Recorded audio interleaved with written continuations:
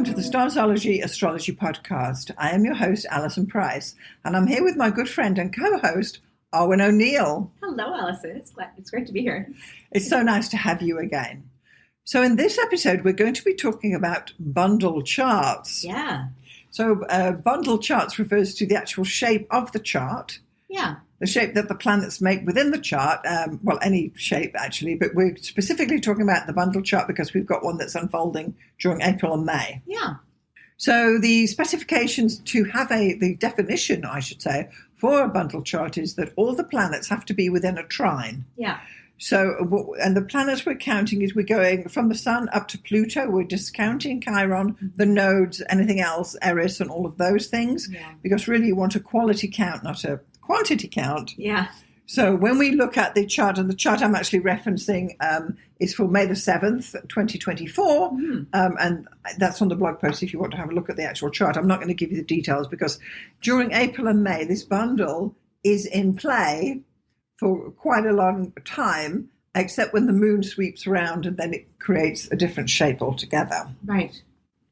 Yes, of course, because the moon moves so quickly. Yeah, so the moon will move out of the bundle. Yeah. So what's actually happening is that with the bundle, you've got all the planets are within this trine, so they're all within 120 degrees. Yeah. And it's all on the one side of the chart. Yeah. It's interesting. I mean, like chart shapes became only a thing after, like in this century. This is not something that the ancients talked about.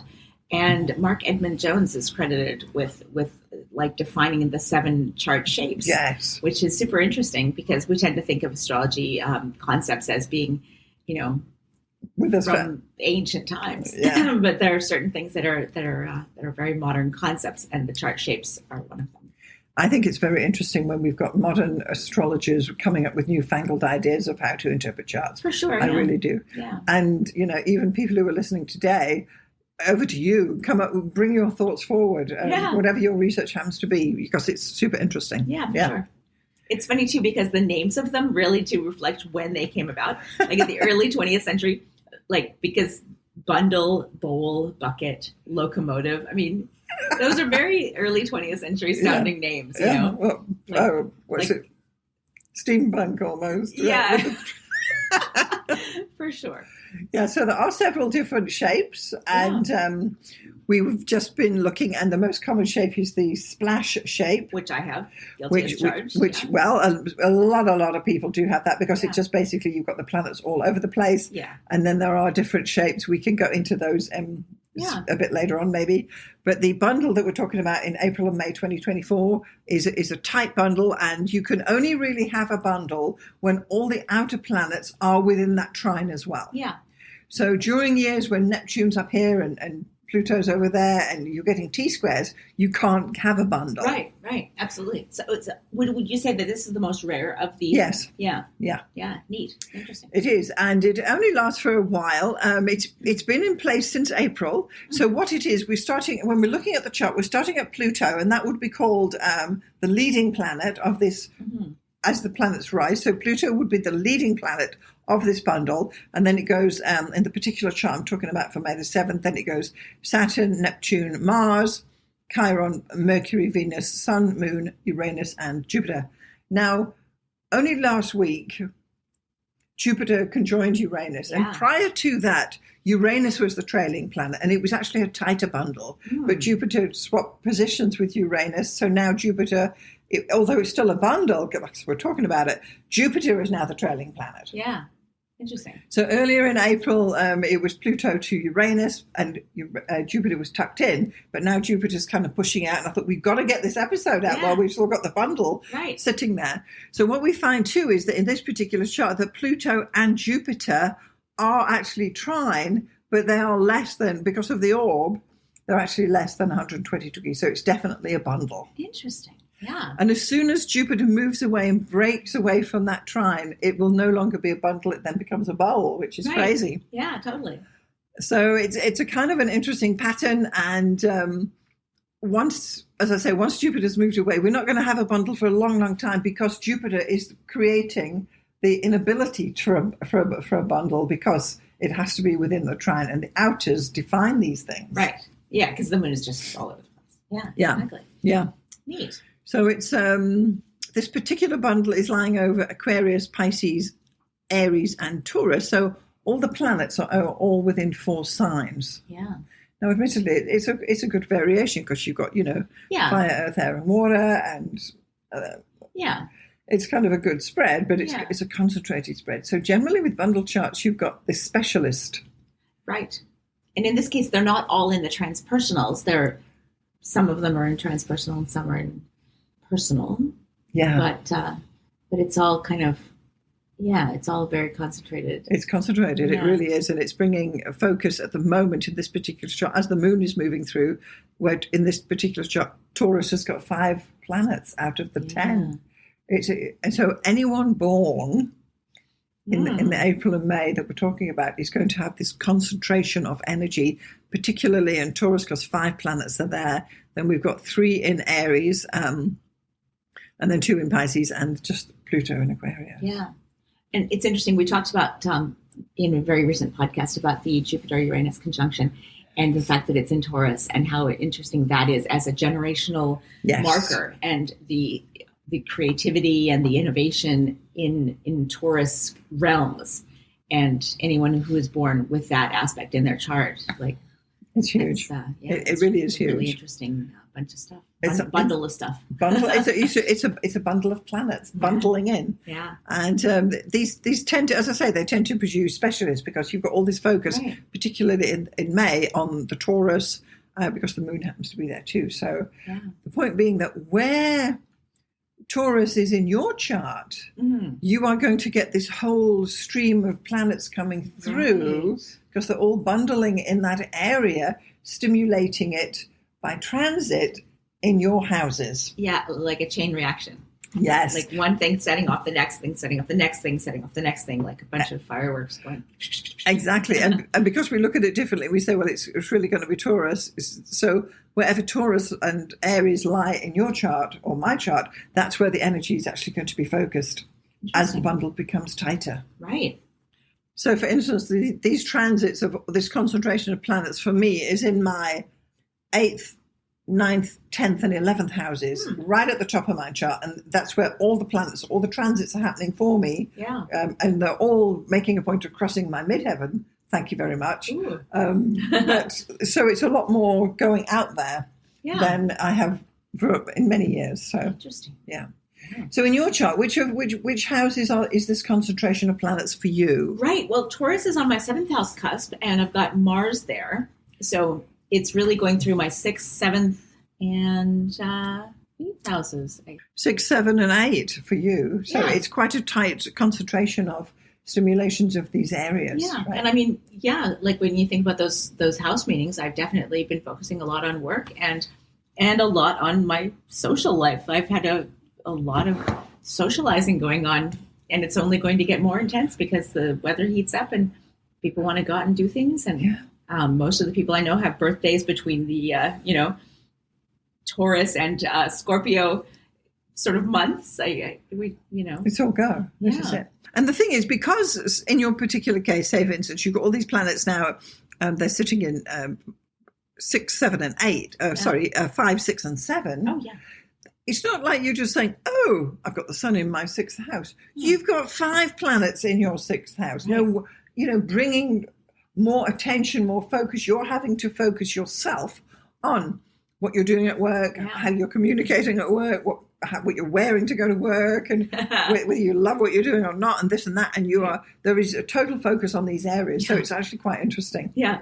I just had to laugh when you said what you're wearing to work, because we all know I work from home. So what I'm wearing from the chest up matters, and that's about it. And this is it, But it matters a lot, And also, your background, if you're zooming on that, you've got to have... I have Here, I digress. This is my first digression of the podcast. So if you're playing at home, take a drink. So last week, I was having a meeting with this lady, and my cat jumped up onto the desk behind my laptop and was messing around with something she shouldn't have been messing with. And I said, "Oh, I'm so sorry. Because I'm leaning towards the laptop, like where the camera is, and I must have looked weird." And so I said, "Oh my God, my cat's like behind my laptop doing something naughty. And she goes, now, Arwynne, you can't just say the cat. You have to show the cat. Oh. So I showed the cat. But yeah, it's a rule, you know. It kind of is. Yeah. And they're what is it, photo bombing all these. For sure. And have done for quite a while. Cats are the worst, aren't they? They just walk straight in and sit down. Well, the one was already on my lap. And then the other one just had to get away with something. Yeah. Yeah. The cats are okay because they just walk along and sit on the keyboard. It's the dogs that are scratching themselves behind you that you can't see. That's the worst. I love dogs, but I'm not a having a dog person. I'm a borrowing other people's dogs for a few minutes person. yes. You know, if it's dogs and cats, I'm definitely a cat person too. Yeah. So this is interesting. And then the other two, of course, Uranus and Jupiter, they're in the 7th house, bringing that focused concentration, which we did speak about when we spoke about the Jupiter conjunct Uranus episode. That's already starting something going on in your 7th house. But then as these other planets come through, and they will, the Sun, Venus, Mercury, they're all coming through. Mars eventually will get through there. Yeah. And it's like whatever these first planets through your houses by transit are setting the stage for, the other planets are coming through and adding their color, their tone, or their cement onto what's unfolding. Yeah, it's super interesting. So even if you don't have this kind of this rare pattern in your chart, you can study what it's going to do when it affects, and everyone's going to be affected in some way. I mean, everyone has something. Exactly. Unless, of course, you have a bundle that's on the other side. Well, yes. You know, this is the thing. But then it'll be in opposition, so it's still happening. So again, if you've got planets, as you do in your 6th and 7th houses, these planets are getting conjunctions by transit during the course of this year from virtually all the planets that are coming through. So they are being highly stimulated by conjunction. And this is the important thing. Right? And of course, we're not even mentioning this crossing your descendant where your serious partnerships, there's going to be some shift in the energy there in one way or another. You know, you can tell us about it when something unfolds. Yeah, totally. But the writing's on the wall, and you've got to see that these planets are coming through. And as an astrologer, look out for them. Yeah, absolutely.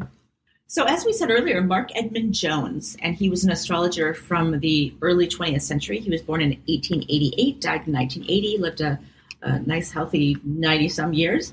He identified these 7 chart patterns, and he described them in his books, and these are like classic astrology books. But the 7 patterns, as we alluded to earlier, are the bundle, the seesaw, which is where the planets are clustered in 2 different sections of the chart. The bowl, where everything is in one half of the chart. That's what I've got, yeah. The bucket, where everything is, it's basically a bundle, but with one thing on the other side. So it looks like a bucket with a handle. So you've got all the stuff in one little section, and then one planet on the other side. A splash, which is where everything is just kind of splayed out randomly. A bundle, which is what we're talking about, where everything is within 120 degrees of the chart. A locomotive, where everything is in 3/4 of the chart, which is interesting. And then the leading planet is the kind of the important marker of it. And then the splay, where everything is in 3 sectors and pretty much evenly distributed. So that's like a trine, like it's like a grand trine chart where there's like a tripod thing. 3 little clusters. Yeah. So what he says about the bundle is that this formation gives the individual a tremendous focus in life. As we said, they're the specialist, enabling them to accomplish much in their area of concentration.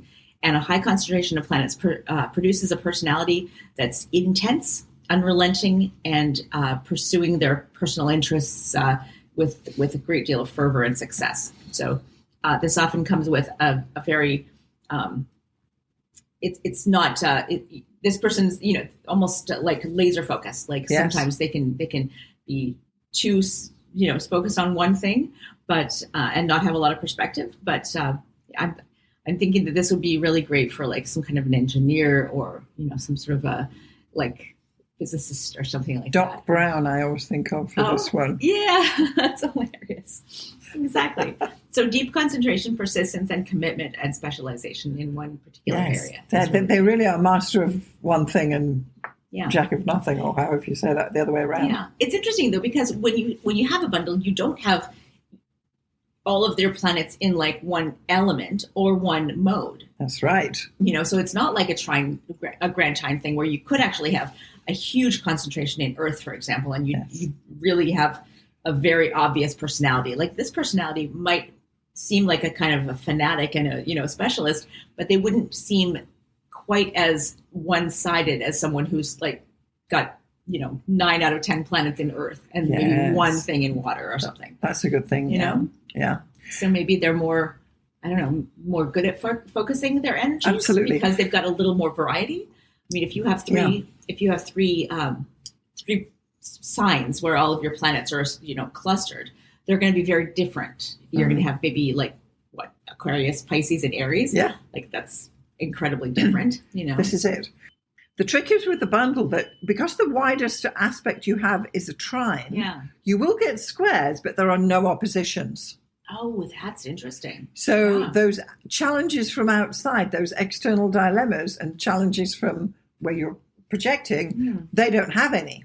Whereas every other kind of person mostly does have. So that's interesting because we always think about like how this affects a person, but then how do they relate to others? So is this the kind of person then who will seek out those conflicts externally, or will they block out any kind of influences that contradict their motivation and what they're trying to do? And will they just be laser focused and barreling through and ignore the influence of others, or will they need that influence from others to complete their tasks? That is a great question, because when we do relationship astrology, where you've got someone who's got everything within a trine, they actually seek out people who fill that gap. That's interesting. So technically this then would be the locomotion where they're filling the other part. And then you can say, she completes me. Because suddenly you're seeing the other perspective and thinking, I never knew about that. I hadn't seen it that way, because they're so concentrated here. They're really only seeing life through a very narrow vision, or what do you call that? Window. Like an aperture. So what goes on in these outsides and in these other signs is often a mystery until they meet someone, and it's usually your serious partner will actually fill that gap. They don't tend to find partners that mimic their gap, mimic their bundle, because what would be the point? They've got it. Then you're marrying, you're marrying yourself, aren't you? We're trying to find. They do say, don't they? Opposites attract. So anyone who's got locomotion or even planets on this side that will challenge through opposition to this is actually going to get their attention, but they're not necessarily going to understand it straight away. Right, but it will also probably, in the old sense of like, the other person who completes you, like they might actually enable this person to be more successful in life because they're so tunnel visioned and they're so good at what they do that they might. I'm thinking of, as you say, like the absent-minded professor who is really good at his science, but like his clothes are a mess. He can't function socially, but then he meets someone who has all the stuff he lacks, and she can keep his appointments for. We're being sexist, but whatever. It doesn't matter. This is how it is. The partner can complete those things where he is literally useless and get a haircut. This is it. And file your taxes, do your dishes or whatever. Yeah. So it's actually an interesting thing when you've got this concentration of planets and you lack that opposition. You lack that ability to reflect and project to the other and say, what about that? So you don't have that. So this is, although you've got squares, which of course are your internal dilemmas where you're saying, should I do this? Should I do that? That's different. But again, it's more internal. Whereas people who've got the locomotion that would fit that kind of thing, they've got a lot more. They're all over the place and they've got a lot of interests and they communicate better with people from all walks of life, and they've got a spread through their houses, so a little bit more balanced. And it's funny because even if you're not a bundle, I can think of an example where I don't have anything in Gemini, right? But I do tend to attract Gemini friends. Strangely, occasionally, but once in a while they'll bring like an amazing insight, because Geminis are wonderful for this. They'll bring this insight and you're like, oh, I never thought of that. Wow. And one of the things that a Gemini friend once, I was preparing for a visit from my father's side of the family. My father, his wife, his 2 kids, and we were just scrambling to clean up and I was like, oh my God, we have all these papers and stacks of things. And what am I going to do with all this stuff? And I'm literally trying to think of like how to organize all this stuff perfectly before he arrives, which was like the next day. And my Gemini friend goes, just put it under the couch. Whoa. Which had literally never occurred to me. And I kind of stopped in my tracks. Like, it was a terrifying yet brilliant thought. I could just shove it under the couch and no one will see it. I'll know, but that's no one a will perfect know. solution for now, which was, what I did. Super interesting. Yeah. So use those things that are the opposite of what you have, whether you have a bundle or... This is the thing that even you've got to play the hand you're dealt. And if you were dealt a bundle, astrologically, we want you to build up the self-awareness of it. And you do that, of course, by bringing people into your life that basically fill your voids. Yeah, we all have blind spots. And the bundle, even though they're a specialist and they're amazing at certain things, will have more blind spots than the rest of us. That's right. And again, it depends exactly where this bundle is lying. If you do have a bundle, which area is it lying on your chart? So it's kind of interesting, Yeah. So let's just have a closer look at the leading and the trailing planet in this particular bundle. Yeah. So when you've got a leading planet, it's the one furthest away clockwise in the bundle. And so it acts as a focal point and a guiding force for the whole energy of the entire bundle. So in this case, it's Pluto. And so I just want to go through a couple of significations for what a leading planet signifies. So it tends to be the dominant energy. So even though it's Pluto and it's retrograde and it's in Aquarius, we are still, it's still a dominant in this bundle if we're talking about shape. Okay. So it sets the tone for the whole chart's energy, and its qualities and characteristics can be emphasized and often color how the individual approaches life. So in this case, it's an outer planet, it's Pluto. It's becoming strong because of its position leading the bundle. Right. So this definitely brings focus and attention and can indicate, of course, the area of life that is most important or central to them. The leading planet can point to the person's strengths by the nature of its planets, its talents and natural abilities. But of course, on the flip side, the leading planet can also highlight challenges or areas of growth for the individual. So this planet is becoming important. And if you're reading charts for people and you've got the bundle, you need to say, this leading planet, I need to look at that. Yeah. So on a more subtle level, it can show the personal mission of the person. So even though this is, maybe you think, oh, this is a pretty cat person, they've got Pluto leading their bundle. They're going to have nerves of steel behind them, This is your bringing the strength thing. Because this planet becomes the leader of the pack. Right. Now, it could also be the chart ruler if you've got Scorpio rising. It could be most elevated if it's near the midheaven. So it can have other position as well, but it actually has position as the leading planet within the bundle. So that's why it's important. Yeah. And then if we have a look at the trailing planet, as I said, it was Uranus up until the end of April, but now it's actually Jupiter. So that's the one we're talking about. So this one is a counterbalance to that leading planet. So hopefully it's like you've got this train and you've got the choo-choo at the front going forward, the engine, but the guy at the back, he's still paying attention to what's falling off at the back. Gotcha. Or who's jumping on the back or what's going on at the back there. So it can be this counterbalance and add depth to the whole chart's dynamic. So in this case, we're talking about Jupiter, which is a great planet. So this brings supportive energy to the chart. Yes. And again, Jupiter could be strong if Sagittarius is rising or Jupiter's on the midheaven or something like that, then it would it's an indication of a hidden strength when it's the trailing planet, because it's kind of the last one through the door, but it's still there and it still needs to be counted. And it also indicates areas where they have untapped potential because they're so busy with all the front runners going through the zodiac, basically. So this trailing planet can also represent the inner world, if we're talking psychology now, the subconscious or the emotional landscape.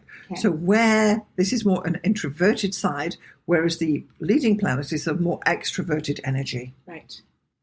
Interesting. And it does bring some balance to whatever. If you've got a very difficult leading planet, which in this case we do, it's Pluto. It's not going to be missed. Jupiter can bring some balance and some stability to that. And the trailing planet will have influence on the leading planet. It can either harmonize or bring challenges, and it does depend on both. And I think in this case, Jupiter's going to bring some balance to the Pluto killer instinct that's unfolding. Yeah. So I was looking for some celebrities, and it's kind of hard to, I don't actually have a software program on my computer right now that'll search by chart shape. Yes. Although if you do, that would be an interesting way to do, a little bit of research, because I always like to find celebrity examples. I think that's really interesting because we kind of feel like we know these people. And the two examples that I found just on a cursory search with this shape in their chart are Harrison Ford and Sylvester Stallone. Right. Which is interesting because the description of this chart shape is that they're very specialized, they're very fixed, they're very focused, and there's a kind of a superhero element to that where they're, this kind of the Superman, with Action a fist man. forward. Yeah, exactly. So that's great. Do you have their charts? Do we know what their leading and trailing planets were? So Harrison Ford. And if you, as a listener, would like to check out Harrison Ford's chart, you can just search Harrison Ford astrology chart, find it easily. And he has the ascendant in Libra, Neptune in the 12th house, which would be his trailing planet. I don't know if the ascendant counts, but no. So it's Neptune in Virgo in the 12th house would be the trailing. And then Taurus, Uranus and Taurus in, looks like the 8th house, but just barely. So everything is between basically the 12th house and the 8th house, and just that one planet in the 8th house. Everything else is between 9th and 12th. Yeah. Literally everything. And as a massive celebrity, in fact, the old, huge. Yeah. Like the old Fame Tracker, the wonderful website from the late 90s, early 2000s, if anyone remembers, if you know, used to have their fame tracker, fame meter. So anyone who was like, it was a weekly thing of like, who's more famous today, who's like lower on the scale of fame. Oh. Like and Harrison Ford was like the sun in it because he's like the most famous of all, which is hilarious because all of this stuff is in the transpersonal houses for him. Yes. So it's literally all like about being a celebrity for him. And interestingly enough, if you said he had Uranus in Taurus, he must be 84, give or take a whisker. He was born in 1942, so yeah. Yeah, so, we again got Uranus in Taurus, right? Yeah, so and he's been a celebrity since, like, God, And he's still, they've got Lego characters about him. Oh, God, yeah, action figures, Lego characters, And everything. I think the thing is, too, that he stayed in his genre, didn't he, when he was an actor? Yeah. So did Stallone. Yeah. He stayed as Stallone, exactly. But, I mean, arguably, as we were talking about, which one would we like to talk about? Well, they're both great celebrities, Yeah. but we like Harrison Ford a bit more. He seems a bit more friendly, doesn't he? He does. Someone you take home to mother. Yeah. He's probably carried a machine gun in some of his roles, but you don't picture him automatically with one, no pun intended. Automatically. Anyway, but yeah, I mean, my God, he was Indiana Jones. He was Deckard from Blade Runner, and of course, Star Wars. Exactly. So Yeah. If you were of our age or slightly younger or slightly older and you didn't at some point have a crush on one of his characters, like, were you even watching movies? Well, there you go. So no, you heard it here first. Right. So there you have it. So Harrison Ford has a bundle chart.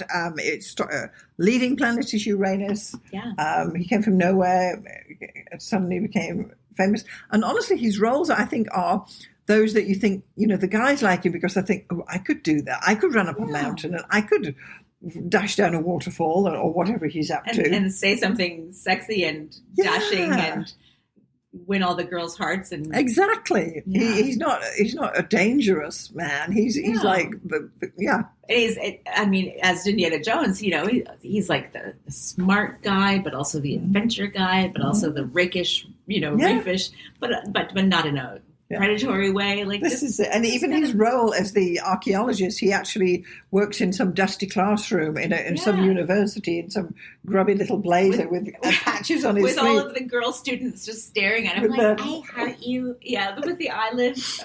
Yeah.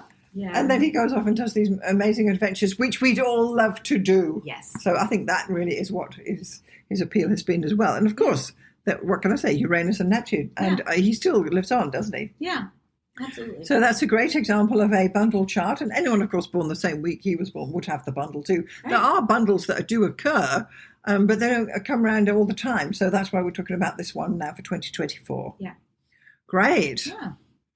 So one other thing I just want to mention about these chart shapes is that even if you are just an astrologer and you don't even know what the actual planets are, if you see the shape, and this is what I've got on the blog post, with the dots in it, and you know what the shape is, you still can say something about this person without knowing exactly, is that Jupiter, is that Mars, is that the moon, blah, blah, blah. So instead of going straight to, oh, I've got Venus and Taurus, you want to be saying, oh, I see this is this shape. Now, also, when you have specific shapes within a chart, they can become as mandalas that you can meditate upon. Now, frequently when I do consultations, I will actually have the physical chart in front of me and I'll be concentrating on this shape to try and meditate, to get in tune with what's going on with this chart. By dismissing exactly what the planets are, but just realizing we've got this shape, we've got this concentration, we've got a leader, we've got a follower, and it says something about the psyche of the person.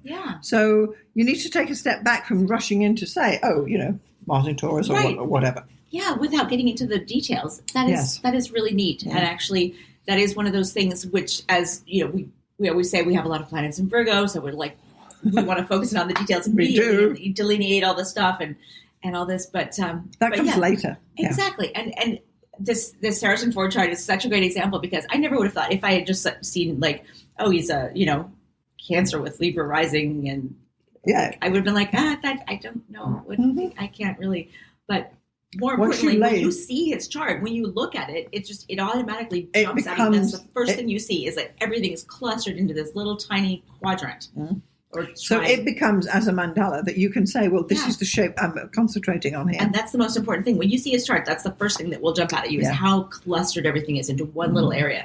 And as the astrologer looking at his chart, that's the first thing you're going to want to talk about. Exactly. You want to know what's the leading planet. That's got to be the first question when you're looking with these charts. So that's something I just wanted to toss in there as well. It's one of those neat things about the holistic / I don't know, is it magical? Is it metaphor? Whatever, where it's not just about the details, but it's about there's something going on. There definitely is. Yeah. There definitely is. And the reason I only go from the Sun to Pluto and I dismiss Chiron and Aries and blah, blah, because the more you add in, the less you can see the shape, because then it's just totally blurring. Right. And of course, you will have astrologers who say, well, I use Chiron, I use Aries. Well, good for you. And all the asteroids I don't. And all this. No, because you want to find where's the main energy shape. And that's what you're looking for when you're talking about chart shape. So, So that's been great, Arwynne. We've been chatting about the bundle chart shape and chart shapes in general. And to our listeners, if you've got this far, we're so happy to have you with us. If you found value in this episode, please do share it with somebody else. And we invite you to email us at starzology@gmail.com. And when you do, please just say that you heard about us from the podcast. And then you can check out our website at starzology.com for other information on astrology. And let us know if there's a topic you'd like us to cover. And thanks for listening. Exactly. So, Arwynne, thank you so much for being here today. It's been lovely having you. It's lovely being here. Thanks, Alison.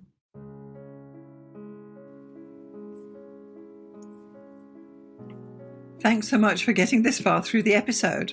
I just want to take a moment to tell you about the two main options of my astrology services. So the first one is coaching. If you are an aspiring astrologer, and by that I mean someone who's perhaps a hobbyist astrologer or someone who's learning astrology or a student, or you've got a few books and you've been doing it for a while, but perhaps you need a little bit of help to bring it all together, then maybe getting some astrological coaching from me would be the answer for you. The astrology coaching I offer is a 1-hour session on Zoom, and it's tailored to answer your particular questions.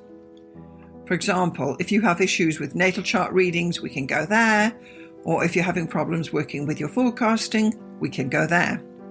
Or even basic astrology stuff, or even getting yourself organized for your astrology business. The idea is that astrological coaching will answer your particular questions. It's tailored specifically to you and where you are in your astrological journey. And I'm happy to help you out with some guidance about how you can get going, what to focus on, and what to dismiss. So that would be the astrological coaching for people trying to learn astrology. The second astrological service I offer is consultations. So this is for someone who perhaps doesn't know anything about astrology, but they just want to have their chart read or get their chart done. Call it what you will. So once more, this is a 1-hour consultation over Zoom. I will interpret your chart, tell you about the main features, tell you about where the energy is flowing, and all the rest of what is entailed in a thorough natal chart interpretation. I can also add in some forecasting in there too, bearing in mind we only have 1 hour. So just in summary, I've got coaching for people who want to learn astrology, and I've got consultations for those who want to get an astrology reading done. I'm Alison Price from Starzology.com. Thank you so much for listening. We'll see you next time.